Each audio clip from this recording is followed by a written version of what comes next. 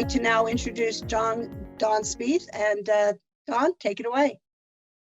Thanks, Nell. On my first slide, you'll see the new deliveries. Now, before I get started, let me say thanks to the NAFA team and Tracy Cheek and Jim Blessing. A lot of these things take a lot of calories that we don't see, so I want to thank them. Also, Amstat, Andrew, you and your team, Greg Duxon from General Aviation Services, and then the Van Buren Advisors and Bloomberg Intelligence team. I'm going to show you a perspective of some of the things that Andrew has spoken about and some of the things that you'll probably hear from Tony and Raleigh as we progress. But I'm going to show you the historical perspective and how 2020 compares all the way past the last 10 years and back through the Great Recession. So the chart that I have up now is showing a stacked perspective, a stacked area chart. And what that means is all of these start at that left-hand number of aircraft, and the area represents that growth across turboprop, light jet, medium jet, super mid, and heavy jet.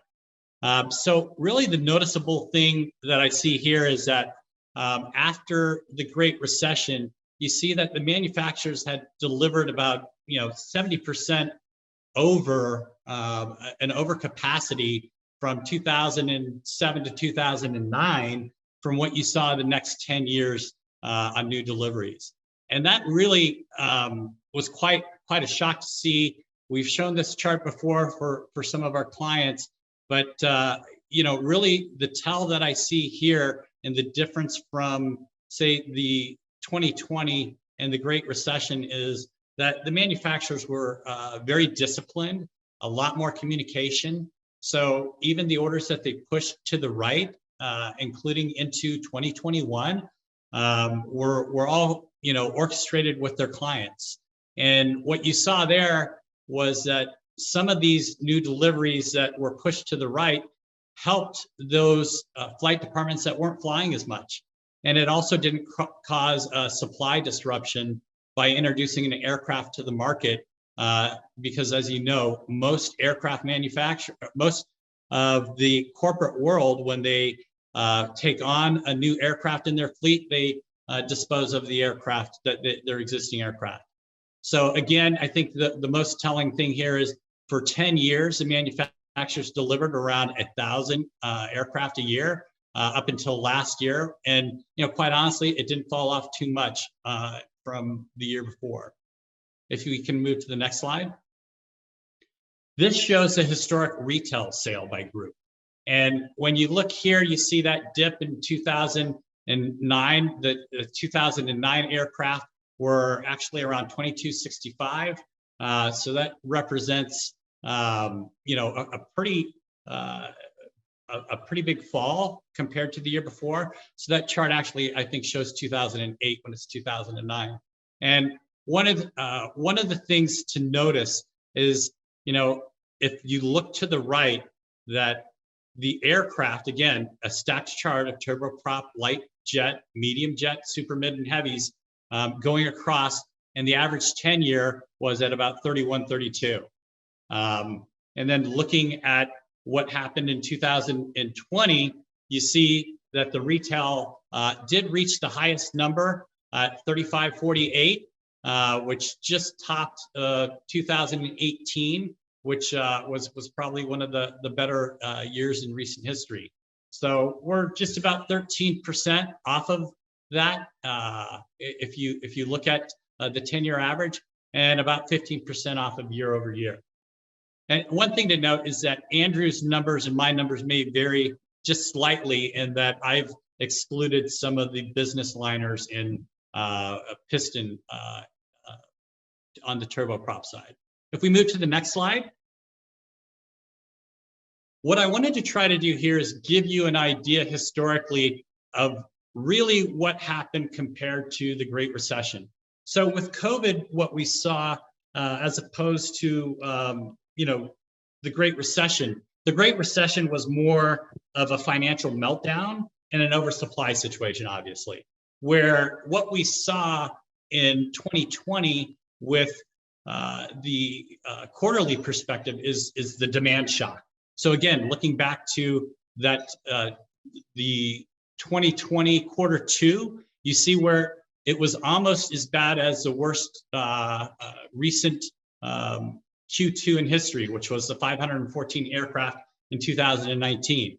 And then you saw a pickup once the market started to open back up. Again, you may remember back in Q2, we couldn't deliver aircraft, at least from the general aviation standpoint. It was quite a high task to take aircraft and deliver an aircraft from Germany, flying 2 pilots or 3 pilots from the US and going through all of those hoops. What usually took a couple of weeks in the past took over 3 months, when you started to get into the COVID situation.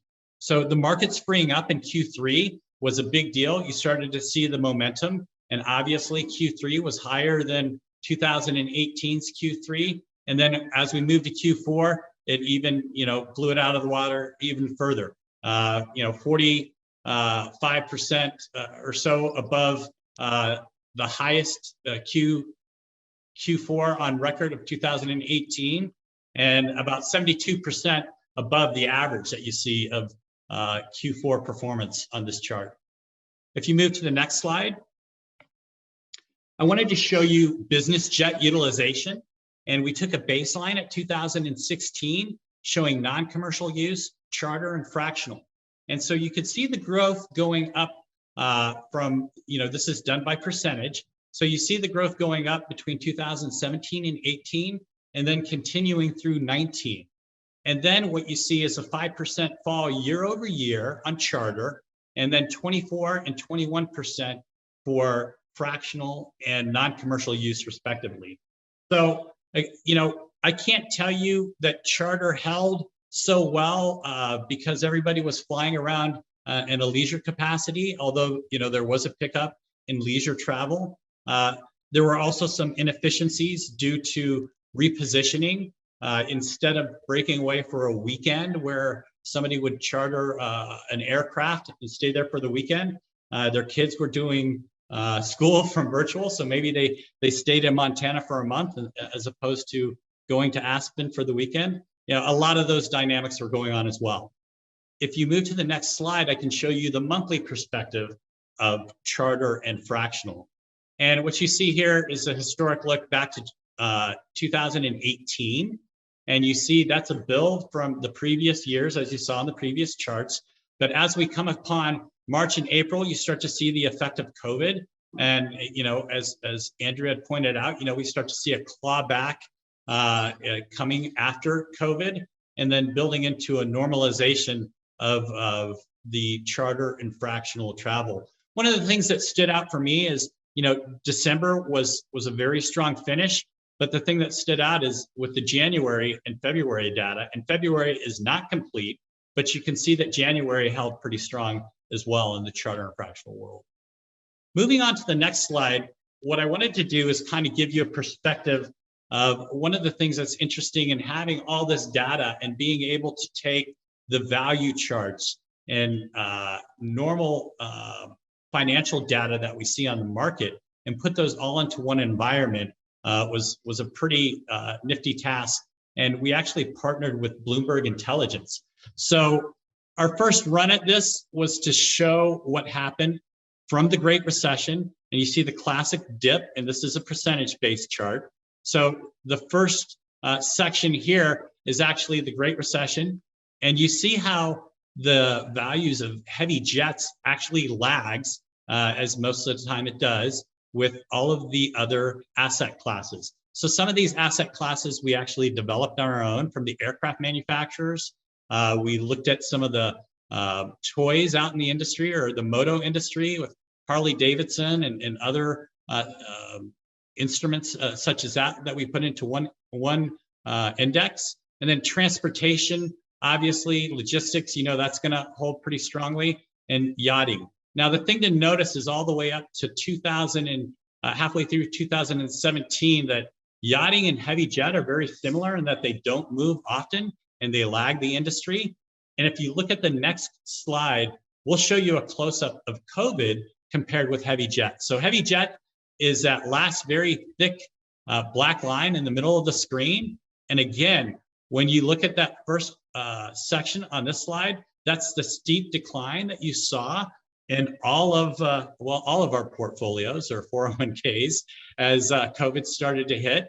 And then you see that the S&P and the transport logistics held to the best. Obviously, shipping on Amazon with the logistics and shipping held to pretty good.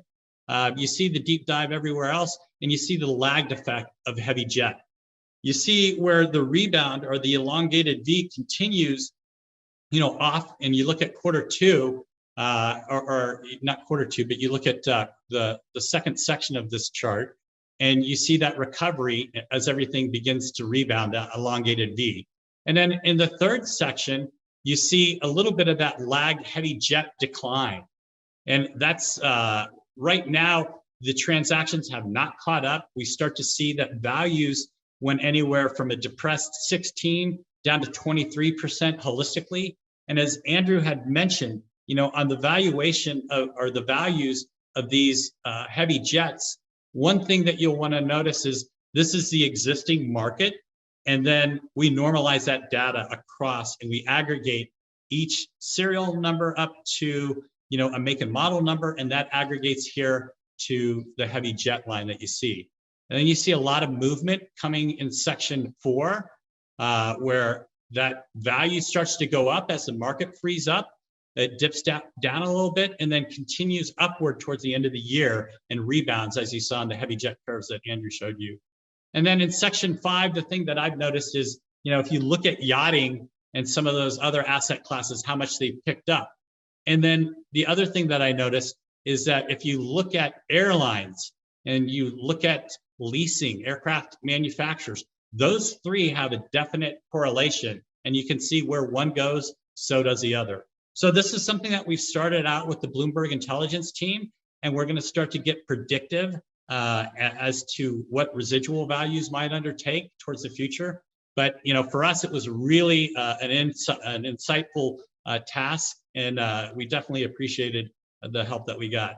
Moving on to the next slide, this might answer some of the questions that you looked at. We started this just a few weeks ago to look at the inventory, retail sales, new deliveries together, and then we'll also show that with the values. But this goes historically all the way back to 1985. And really the thing to notice here, or that stood out, is this is now a stacked area chart. It's not a stacked area chart. This is an area chart. I apologize. So what that means is that the gray area and the blue area start from ground zero. So that was not the case with the stacked area charts that I showed you earlier. However, the two first slides that I showed you are now represented by the dark blue new deliveries and retail sales. And the reason that we put those on top of each other was to show you the effect, or what I call the dynamics. Obviously, new deliveries are what I would call the organic growth of the market. And you look at this and you're able to see where over time the new deliveries go all the way through, and you see the retail sales. And you look at a convergence and divergence of these three particular instruments that we're showing. And one of the things that stood out for me was, as you see retail sales peak and inventory start to be depleted, it actually calls on for a demand in new deliveries. And we've seen that probably 2 times over, 3 times if you look real close, but you see that cycle. The other thing to notice is look at the supply or the inventory back during the Great Recession. Reaching that peak is a pretty big tell of why values went down. Matter of fact, let's focus in on that. We'll move to the next slide, and I'll show you a close-up of 2007 all the way through 2020. And now what I've done is I've added heavy jet values. So up at the top of that chart, yes, it should probably say heavy jet values, but it didn't fit in, so I had to put a special note. Now, again, the interesting thing that we do here, and I know a number of you on the call probably have the valuation tool, and you can go down to the serial number level. You can add in the total time. You can do everything to make the valuation of that particular make and model more accurate.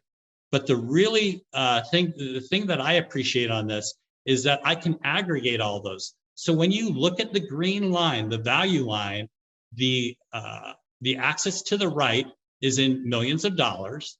And that is a 5-year-old jet through time. So in 2007, it was a 5-year-old jet, 2008, 9, 10, all the way through 2020, it represents a 5-year-old jet with an average total time of 350 hours per year. And the reason that's important is so we can isolate in and look at the effect or the market effect of value.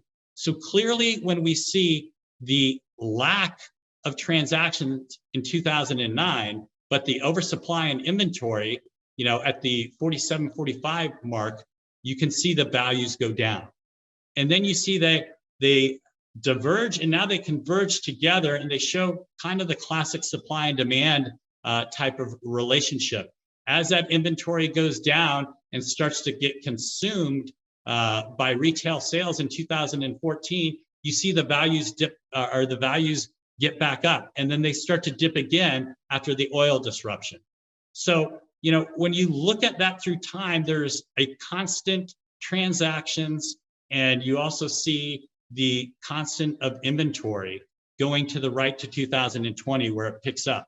So one of the things to look at here is that now, as we've had a blockbuster year in 2020, what starts to happen? The inventory is depleted, the values have come up quite a bit. Now that's a yearly average, so it doesn't show how values came back up towards the end of 2020. But what you're starting to see is those dynamics where we believe in the coming months, and I think you asked this question earlier, Nell, of what's to come. We see that once we have stabilization in some of the transactions and healthy GDP, and we start to see the real spending come back, that the manufacturers will be called on, maybe not towards the end of this year, but certainly going on into the future. So looking at the next slide, I'd like to share with you what the data tells us and what we're hearing from some of our clients. So again, COVID-19 still continues to stress the GDP, and without true capital expenditure, we won't see that healthy stabilization of values and transactions, new deliveries in the industry. And then some of the 2021 orders were pulled into Q4 of 2020, and that causes a bit of a pause that we're seeing right now. And then obviously, I think as Andrea has shown you, inventory and new listings are down significantly, and which brings about what our clients are thinking. And the preferred inventory was picked over in Q4 of 2020, and that causes kind of a buyer's perspective of maybe we'll wait and see instead of negotiating on existing aircraft. Maybe we wait and see what might come onto the market. And then from a seller's perspective, they're saying, hey, maybe we should wait and see what's going to go on with the economy, and maybe those prices or values will come back up before we list into what might be a little bit of a discounted market. Don, excellent. Thank you so very much.